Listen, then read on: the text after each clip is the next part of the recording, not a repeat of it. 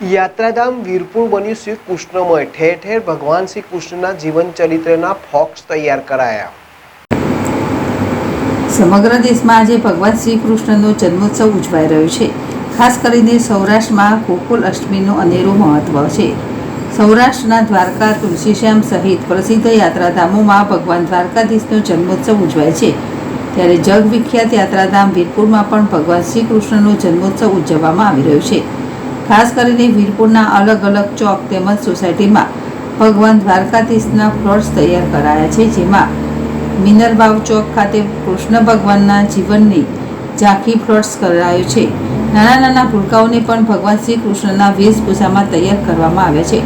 વીરપુરના અનેક વિસ્તારોમાં આજે રાત્રે શોભાયાત્રા, રાસ ગરબા, મટકી ફોડ તેમજ મહાપ્રસાદ જેવા અનેક કાર્યક્રમો યોજવામાં આવી રહ્યા છે। ત્યારે વીરપુરના યુવાનો દ્વારા જય જય દ્વારકાધીશ, જય જય દ્વારકાધીશના નાદથી સમગ્ર વીરપુર જાણે કૃષ્ણમય બની ગયું છે।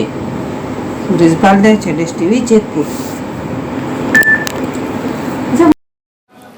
આજે ભગવાન શ્રી કૃષ્ણના જન્મદિવસ નિમિત્તે વીરપુરમાં ઠેર ઠેર જગ્યાએ શ્રી કૃષ્ણના જીવન ચરિત્રને લગતા ફ્લોટ તૈયાર કરવામાં આવ્યા છે।